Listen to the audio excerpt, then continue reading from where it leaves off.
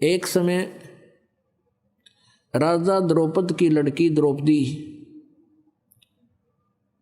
प्रतिदिन गंगा के ऊपर स्नानार्थ जाया करती थी। उसके पिता ने अपनी बेटी के लिए और अपनी रानियों के लिए घाट बना रखे थे नहाने के लिए। गंगा पर पक्के घाट बनवा रखे थे। तो प्रतिदिन द्रौपदी वहाँ स्नान के लिए जाया करती थी। सैकड़ों सहेली उसकी साथ जाती थी, नौकरानियाँ जाती थी। अब परमात्मा को हमारे भविष्य का भी पता है कि इस आत्मा पर आगे के बिजली गिरेगी।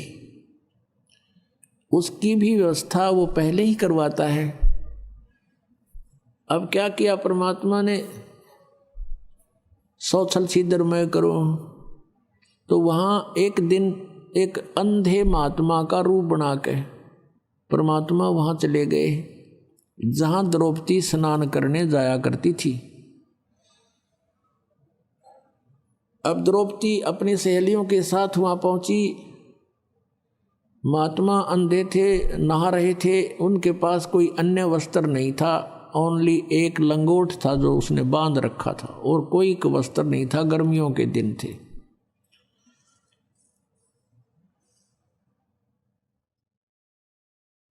अब द्रौपदी ने देखा कि महात्मा स्नान कर रहे हैं और जनाना जो उनका नहाने का स्थान था उसके डाउन स्ट्रीम में जिधर पानी बहकर जा रहा था, वहाँ उससे दूरी पर लगभग 2-3 एकड़ 400-500 फुट की दूरी पर स्नान कर रहे थे। अब द्रौपदी ने देखा महात्मा हैं। जो पुण्यात्मा होते हैं, साधु को देखकर एक विशेष अट्रैक्शन बनता है। और परमात्मा कबीर देव जी भी कहते हैं, कबीरा दर्शन साध के परमात्मा आवे याद, और लेखे में वाहे घड़ी बाकी का समय बर्बाद। साधु दर्शन राम का मुख पर बसे सुहाग, और दर्शो निको होत हैं जिनके पूर्ण भाग।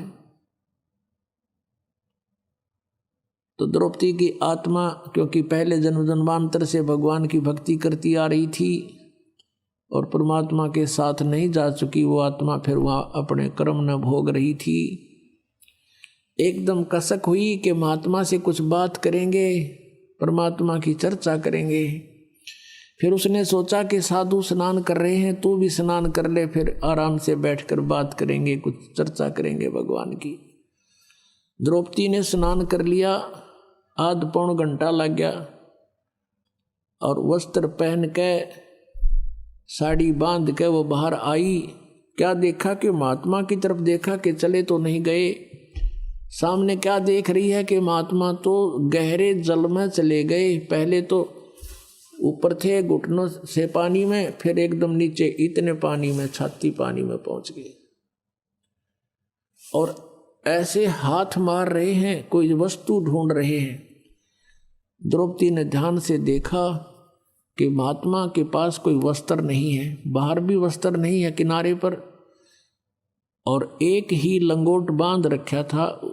वो पुराना होने से उसका धागा टूट गया और वो बह गया पानी में। शर्म के मारे वो महात्मा और छाती से ऊपर तक जल में प्रवेश कर गया कि इधर बहन बेटियां स्नान कर रही हैं। आवाज से उसने महसूस किया।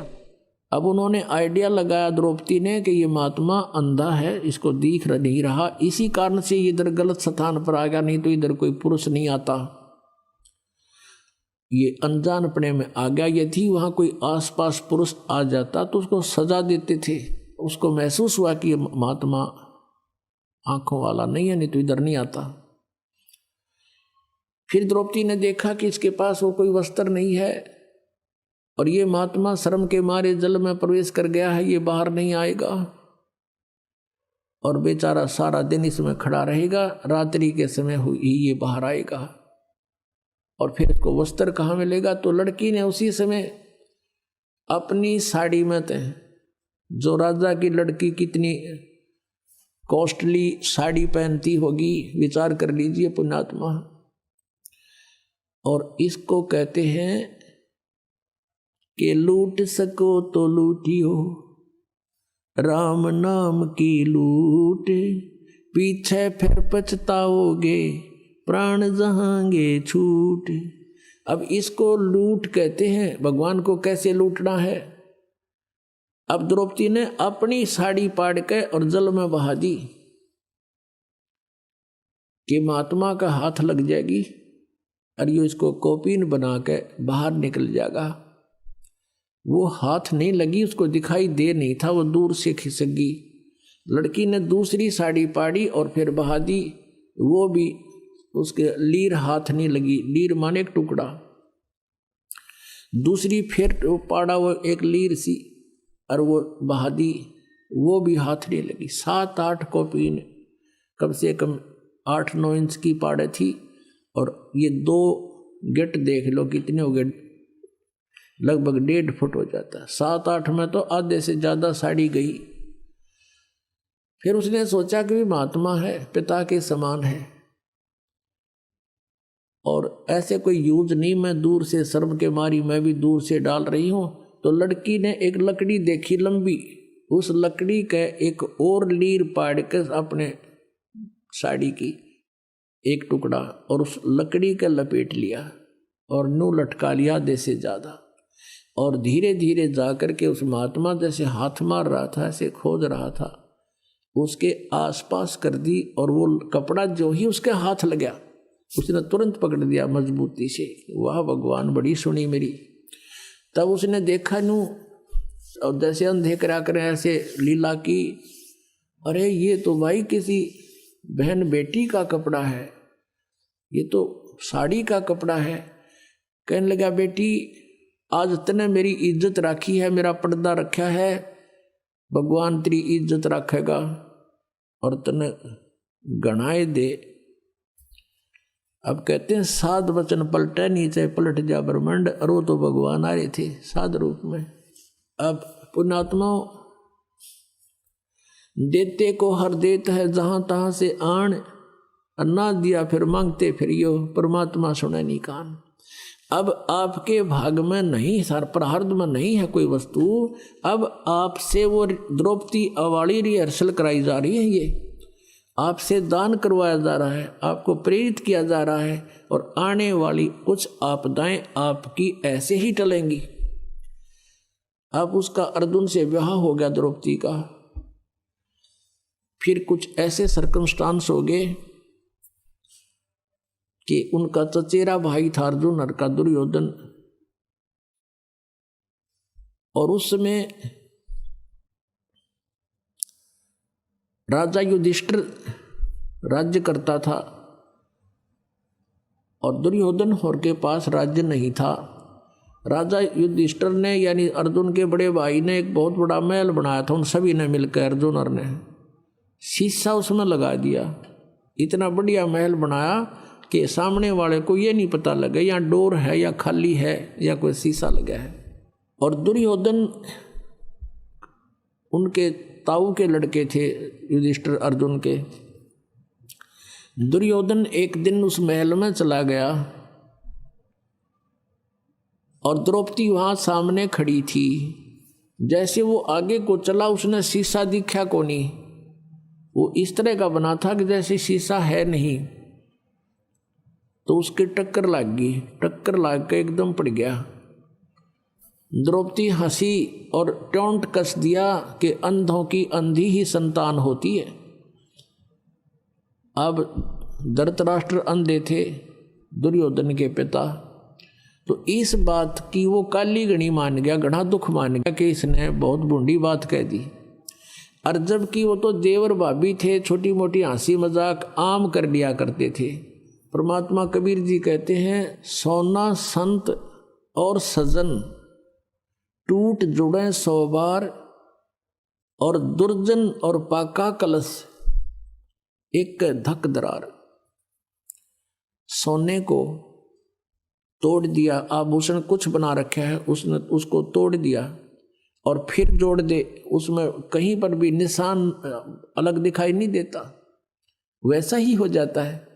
और संत भक्त आपस में कवासनी हो जाए तो वो अंदर द्वेष नहीं रखते, किसी ने मार दूंगा, इसकी टांग तोड़ दूंगा, रिब कान दे, नहीं, कवा सुनी होगी, फिर उसे याद भी ना करे इसने मेरे तो गाली दी थी, आवे को ने याद, उनका स्वभाव ऐसा होता है। और ऐसे ही सज्जन पुरुष, अच्छी आत्माएं भी ऐसी ही होती हैं।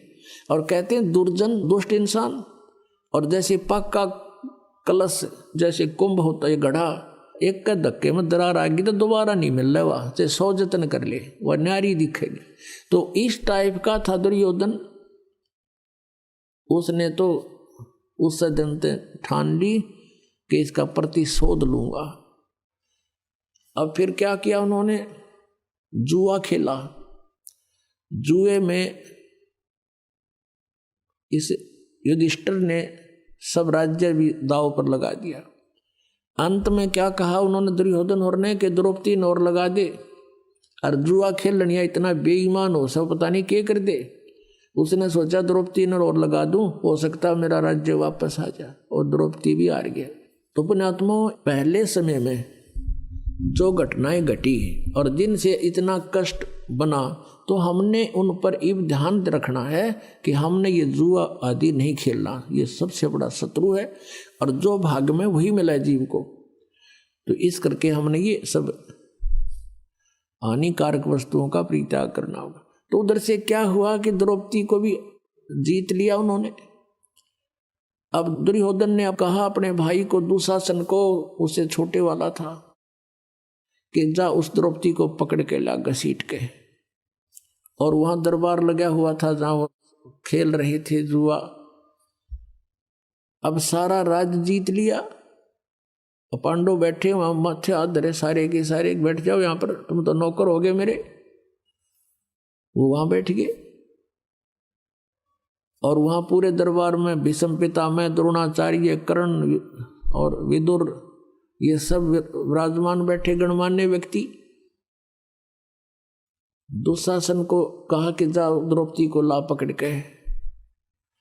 उससे पहले एक बांदी, एक नौकरानी गई द्रौपदी से, कहा कि रानी बात बिगड़गी। द्रौपदी ने कहा क्या हो गया, कि राजा युधिष्ठिर ने जुए में सभी राज्य जिता दिया और तेरे को भी दांव पर लगा दिया, दुर्योधन ने जीत लिया। अब तुझे लेने आ रहे हैं और तुझे नंगी करेंगे वहां पे।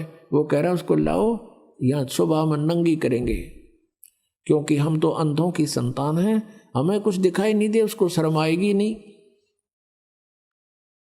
द्रौपदी कहने लगी कि बांदी तुझे नहीं मालूम, ठीक है जुआ में हार गए होंगे, मान गई तेरी बात, लेकिन नंगी कैसे करेंगे मुझे। वहां भीष्म पितामह बैठे हैं, द्रोणाचार्य गुरु बैठे हैं, और कर्ण बैठे हैं, उनके रहते क्या ऐसा जुल्म वो कर सकते हैं।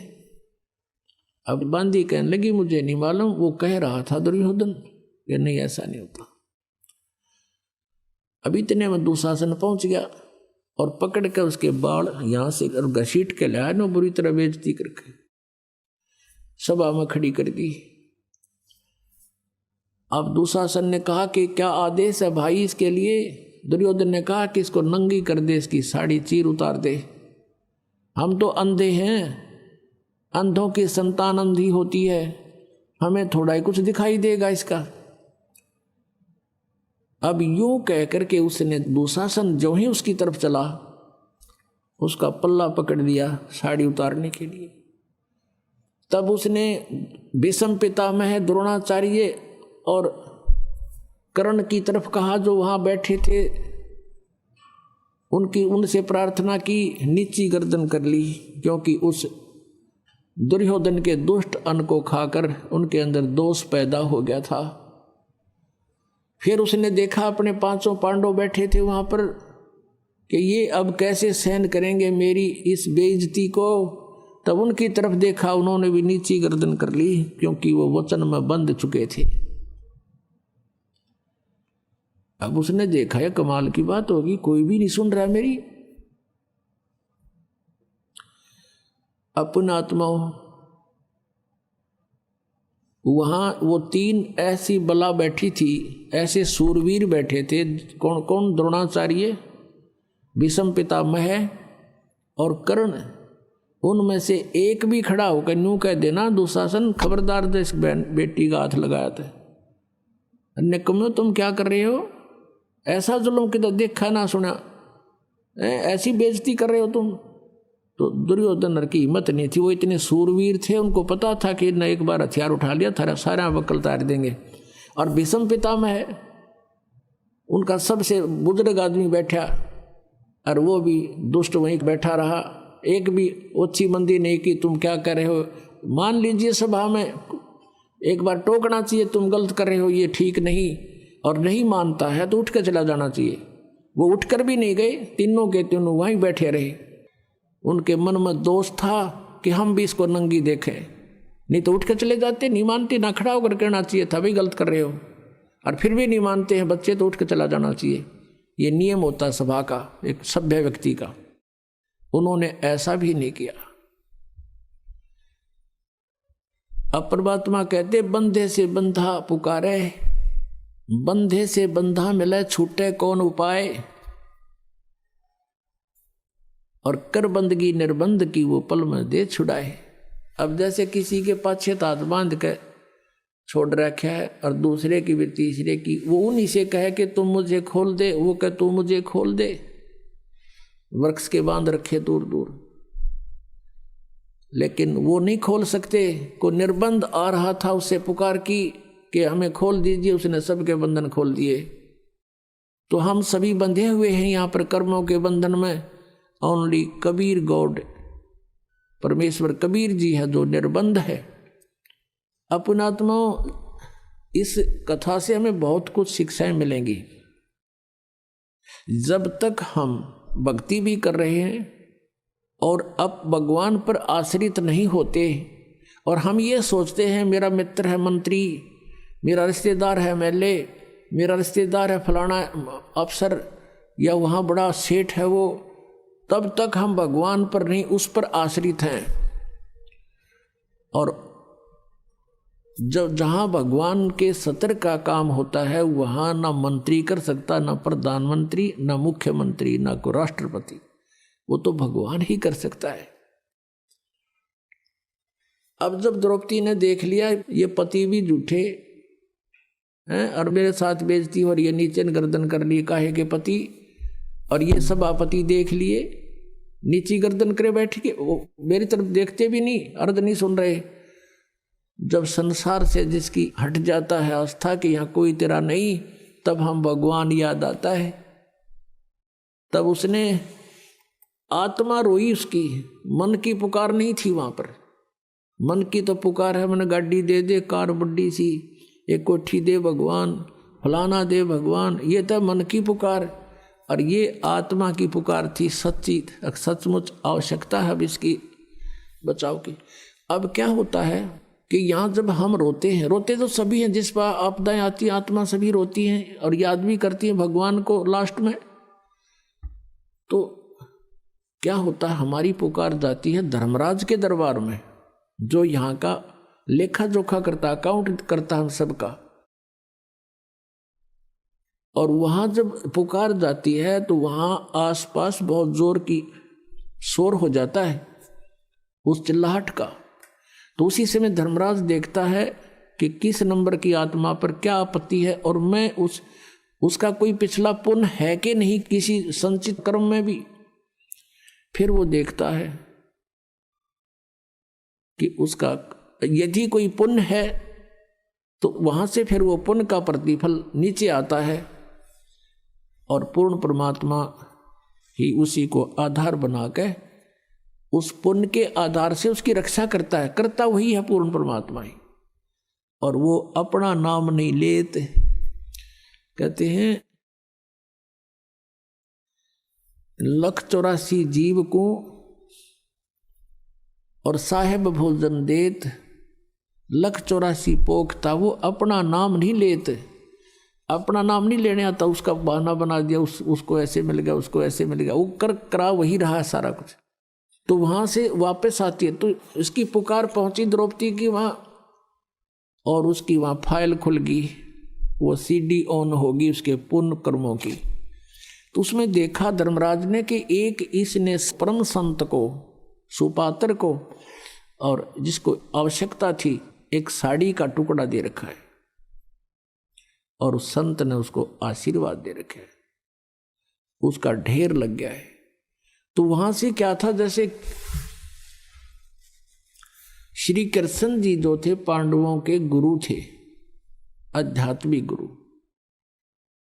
जैसे गीता जी अध्याय नंबर 2 के श्लोक नंबर 7 में अर्जुन कहता है कि मैं आपका शिष्य हूं और आप हमारे गुरु हो, आचार्य हो, और मैं मुझे जो आज्ञा दो, जो मेरा हित हो वो बताइए, मेरी बुद्धि काम नहीं कर रही है। तो श्री कृष्ण जी गुरु थे। करे करावे साइया मन में लहर उठा, दादू सिरधर जीव के आप बगल हो जा। अब वहां से जैसे यहां से पुकार गई धर्मराज के दरबार में, वहां से रिफ्लेक्ट हुई कि उसका पुण्य है, उस पुण्य की प्रतिफल फिर आया श्री कृष्ण जी की शरीर में टकराया, क्योंकि उसका गुरु था वो। अब परमात्मा ने भक्ति को जीवित भी रखना था। काल चाहता है कि ये भक्तिहीन हो जाए, इनका कोई काम सरे नहीं भगवान की भक्ति से, इसलिए शास्त्र विरुद्ध साधना शुरू करवा रखी है इसने, तो ये नास्तिक हो जाए। और परमात्मा का प्रयत्न रहा है, क्योंकि कलयुग तक यह भक्ति घसीट के लानी थी भगवान ने, कबीर साहब ने। कभी समय आने पर बताएंगे कारण क्या था। अब प्रसंग दूसरा चल रहा है। जिन्होंने सत्संग ज़्यादा सुन रखे हैं उनको मालूम है कि परमात्मा कबीर जी परमेश्वर की और इस काल की वार्ता हुई थी। इसने कुछ प्रार्थना की थी और परमात्मा ने वचनबद्ध होकर उसने कहा था कि 3 युग में जीव थोड़े ले जाना, चौथे में आप कितने ले जाना। तो ये चाहता है कि चौथे युग तक इनको सबको नास्तिक बना दूं। जैसे महात्मा बुद्ध थे, पिछले जन्म के बहुत अच्छे पुण्यकर्मी प्राणी थे, राजा के घर जन्म हुआ, क्योंकि जो स्वर्ग में रह रहा है उसका यहाँ दिल कहाँ लगे। राज भी त्याग दिया, भगवान पाने की चेष्टा की, लेकिन वे ऑफ वर्शिप ठीक ना होने से, उनके वचन में शब्द में शक्ति थी पूर्व जन्म की, लेकिन वे ऑफ वर्शिप ठीक नहीं थी। उसने अपनी वचन की शक्ति यानी शब्द की शक्तियों से वो प्रभाव था उसके वक्तव्य में, जिस कारण से लाखों लोगों को संग लगा लिया। लेकिन उनके द्वारा बताई गई भक्ति विधि से किसी को आध्यात्मिक लाभ नहीं हुआ, तो सभी नास्तिक हो गए। पूरा चीन और पूरा रूस ये सब बौद्धिक धर्म को मानने वाले थे, बौद्ध धर्म को, आज सारे नास्तिक हो गए। काल यही चाहता कि नास्तिक हो जाए, फिर सुना ही नहीं भगवान के बारे में, कटा टंटा। और परमात्मा चाह रहे थे कि किसी प्रकार यह भक्ति इस प्राइम टाइम तक पहुंच जा, आस्था बनी रहे प्यारी आत्माओं की भगवान में। तो इस तरह के उदाहरण वो स्वयं करके गए थे। और मर्यादा भी बनानी थी कि गुरु के बिना काम नहीं होना। अब श्री कृष्ण उनके गुरु थे। श्री कृष्ण तो रुक्मिणी के साथ शतरंज खेल रहा था, बता क्या का गुरु था वो। अब उससे क्या होना था, वो खुद तो रंगरेलियां मना रहे हैं। अब लेकिन परमात्मा ने तो वो जो कार्य विधिवत करवाना और इसको जीवित रखना था कि गुरु के बिना मैं काम नहीं करूंगा तुम्हारा। तो वहां रुक्मिणी बैठी थी और शतरंज के पास से डाले श्री कृष्ण जी ने, और पास से डालकर कुछ न्यो बोला करें, कच्चे 12 पक्के 18, जैसे भी कुछ उनका वो होते हैं कि इतने बोल कर जब मारा करते ऐसे। तो उसने न्यो पास से डाल दिए और पास से डालकर हाथ ऐसे आकड़ गया, जैसे नो आकड़ गया और नो का अनंत। अब वो कृष्ण नहीं बोला, वो तो बुलवा गया उस परम शक्ति तय, क्योंकि वो वहां से फिर वहां भेजना था। अब हम तो यंत्र हैं उस परमात्मा के, चला वही रहा है। तो क्या बताते हैं, अब रुक्मिणी ने उनका हाथ पकड़ लिया कि हार गए ना, अनंत अनंत करने लग गए, बोल के मांगे इसमें पास से डाले हैं इसकी ये बोल। तब न बोली कि रुक्मिणी कर पकड़ा मुस्काई, हाथ पकड़ के हंसन लागी। अनंत कहा मोकू समझाई, ये अनंत किस लिए कहा तूने, हार गया ना तू। तो वो कहते हैं दुशासन को द्रौपदी पकड़ी, हमारी भक्त शकल में सिखरी। अब यहाँ परमात्मा बुला रहे हैं श्री कृष्ण के यंत्र को, उस बॉडी को, और जो हमारा भक्त पिछोड़ी हुई तो हमारा नाम न लेवे कोई। श्री कृष्ण तो वहाँ पासे खेलन लग गया, इतना कह के बस वो तो लग गया। आज जा खेल लेंगे। उसने ना पता है क्या हो रहा है सांग। कहते हैं तन देही से पासा डारी, वो पहुंचे सूक्ष्म रूप मुरारी। मुरारी माने राक्षसों पाप रूपी कर्मों का नाशक। वो कबीर परमेश्वर वहां पहुंचे, कृष्ण तो वहां पास से खेल रहा था। ऐसे खेलने लगा शतरंज उसने याद भी को ना कि क्या आता ना, जैसे गीता में वो काल बढ़ के इसमें बोल गया सारी गीता जी को, उसको पता ही नहीं मैंने क्या बोला था। और परमात्मा अपने आप वहां रिमोट से बुलवाते, वो किसी के शरीर का आश्रय नहीं लेते। अब उधर से दुशासन लगा साड़ी को उतारने, खेचत खेचत खेच कसीसा सिर पर बैठे हैं जगदीशा। द्रौपदा को दिन ने लीर जाके अंत बढ़ाए चीर। खेचत खेचत खेच कसीसा सिर पर बैठे हैं जगदीशा, द्रौपदा के चीर बढ़ाए शंख को पार नहीं पाए। अब इतना तगड़ा था दुशासन, कहते 1000 हाथियों की ताकत थी उसमें, इतना पावरफुल। जैसे आजकल जैसे कहते हैं ना 4 हॉर्स पावर की मोटर है या 10 हॉर्स पावर की है, तो वो 1000 हॉर्स पावर की मोटर समझ लो दुशासन को। और द्रौपदी एक अबला, भगवान की शक्ति साथ थी, वो सारी पावर फैल होगी। कति खींच खींच कर तो बेइज्जती करना चाहते थे और खूब जोर लगा रहे थे प्रतिशोध लेने के लिए। गुस्से में पसीनम पसीना हो गया योद्धा, और साड़ी का ढेर लग गया नु। और द्रौपदी नो की नो खड़ी है, टस से मस नहीं हुई, पसीनम पसीना होकर बैठ गया आखिर में। उस समय जब उन्होंने साड़ी पकड़ी ही थी, पल्लू पकड़ा था खींचने के लिए दुशासन ने, उसी समय खड़ा हो गया कौन? वो विदुर। विदुर कौरव और पांडव का भाई था, उसका धृतराष्ट्र का और कौरव का भाई था। वो 3 भाई थे। ये बांदी से उत्पन्न हुआ था विदुर, तो उनका चाचा था नाते में, सगा चाचा।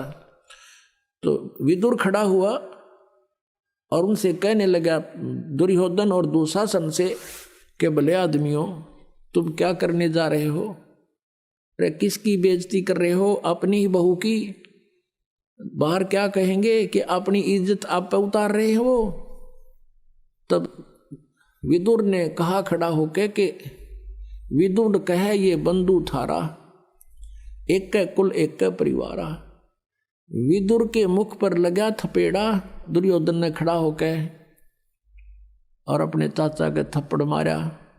ने बोला तू तो सदा इन पांडवों की ओर बोला करे, तो इनका चमचा है, इनका नौकर है, तू न्याय की बात थोड़ी कहता है। तो दुष्ट इंसान ऐसे बोला करते हैं। कहते हैं विदुर कहे ये बंधु थारा, एक कुल एक परिवारा। विदुर के मुख पर लगा थपेड़ा और कहा तू तो है पांडवों का चेहरा, तू तो है बांदी का जाया। वहां भीष्म द्रोण और कर्ण मुस्काया। अपने आत्माओं देखो, इनको महापुरुष कहा करते, मेरा दादा भीष्म नू था, कर्ण ये था, द्रोणाचार्य तो गुरु थे उनके, और गुरु बैठे वहां पर तीनों दांतरे का डन लग गया। जब दुर्योधन ने अपने चाचा के थप्पड़ मारा और जब ये कहा कि तू तो बांदी का पुत्र है और तू तो इनका चमचा है, गुलाम है तू, उस समय कहते हैं तू तो है बांदी का जाया। ये कहा जब भीष्म द्रोण और कर्ण मुस्काया, हंसन लग गए वह तीनों। जबकि खड़ा हो जाना चाहिए था, निकम्मे अपने चाचा का नहीं हाथ कर दिया, तो उन्हें शर्म नहीं आई? खबरदार जैसी। और उनका 2 धराओं धड़ा के और छुटवा देती उस बेटी को, जा बेटा अपने घर ने। तो वो दांदरे काट दें। ये महापुरुष थे। ये था हमारा महाभारत, जिसने पढ़ पढ़ के आज तक हम बहरे हो गए। ये कथाएं थी इसके अंदर। तो वहाँ रोल देखो एक महापुरुष का। ये होते हैं सभा के अंदर जो पंच होने चाहिए।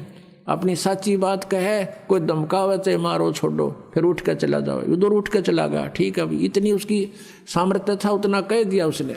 अब बात आई गई हुई। अब कुछ दिनों के बाद श्री कृष्ण आए। श्री कृष्ण से बताया द्रौपदी ने कि भगवान आपने बड़ी इज्जत रखी, मैंने आपको याद किया, क्योंकि गुरु को याद किया जाता है, और आपने मेरी इज्जत रख दी। और कृष्ण जी को पता भी को नहीं क्या हो गया, कहानी हुआ। राम के श्री कृष्ण ने साड़ी बढ़ा दी, तो फिर बताई गई सारी बातें कि ऐसे ऐसे हुआ था, ऐसे ऐसे हुआ था, और आपने ऐसी दया करी, साड़ी इतना ढेर लग गया, साड़ी खत्म नहीं हुई। अब भगवान श्री कृष्ण पिछले जन्म का भी साधक था और उनकी भी दिव्य दृष्टि काम करे थी। अपनी दिव्य दृष्टि से श्री कृष्ण ने देखा कि ओहो, तो द्रौपदी ने पूछा कि गुरुवर मुझे किस पुण्य का फल मिला ये। तब श्री कृष्ण ने अपनी दूरबीन से देखा, दिव्य दृष्टि से देखा, उसके प्रारब्ध में झांक के। ये तो आम आदमी देख लेते थे, पहले इतनी अच्छी आत्मा होती थी। जैसे कहते हैं धृतराष्ट्र ने, ऐसे कोई कथा फिर बताएंगे, प्रसंग बदल जाएगा।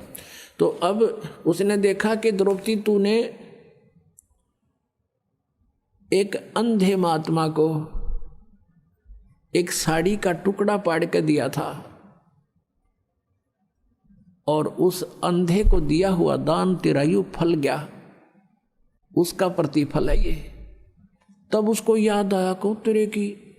अब पुण्यात्माओं देखो बात कहाँ से ध्यान देना, जब वो साड़ी पाड़ रही थी, अपनी राजा की लड़की अपनी साड़ी को फाड़ फाड़ कर डाल रही थी, तो उस समय वो अपनी नौकरानी को भी कह सकती थी कि तू एक साड़ी का टुकड़ा पाड़ के डाल दे महात्मा को, और नौकरानी तुरंत पाड़ के डाल देती। उसको पता था कि राजा की लड़की है, जाते 4 देगी तेरे तई नए नए बढ़िया साड़ी। लेकिन नहीं, इतना ज्ञान दिया जाता था बच्चों को कि मैं जो रोटी खाऊंगा मेरा पेट भरेगा, मैं दान करूंगी तो मुझे मिलेगा, उसको इतना भी मालूम था। तो इसको कहते हैं लूट सके तो लूट ले, राम नाम की लूट। अब जैसे आप यहाँ सेवा करते हो, आपकी इच्छा ना हो कि यूँ मेरी सेवा करे, तो आपको वो लूट रहा है। जहाँ तक आपकी पार बस आप अपने हाथों से सेवा करने की चेष्टा करें, जितनी भी हो जाए, और दान करें अपने हाथ से, अपनी कमाई से, वो आपको ही मिलेगा। तो कहते हैं जब तक माता पिता के अधीन है बच्चे, तब तक वो दान करते हैं, तो भले ही वो माता पिता का ही है, लेकिन जिसने दान अपने निमित्त से किया है उसी को फल मिलता है।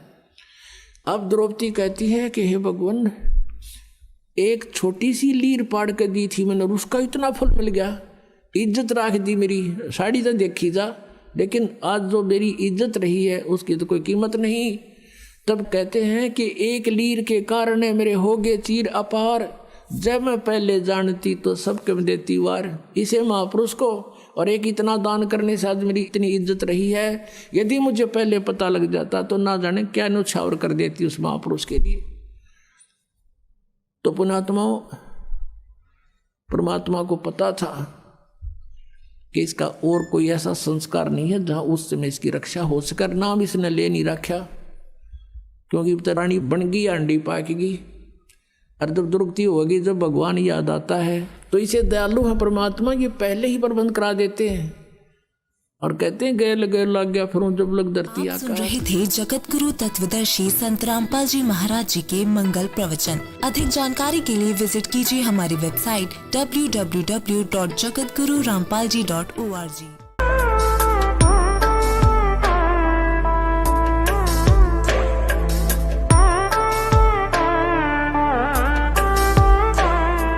Subscribe now and press the bell icon. Never miss an update.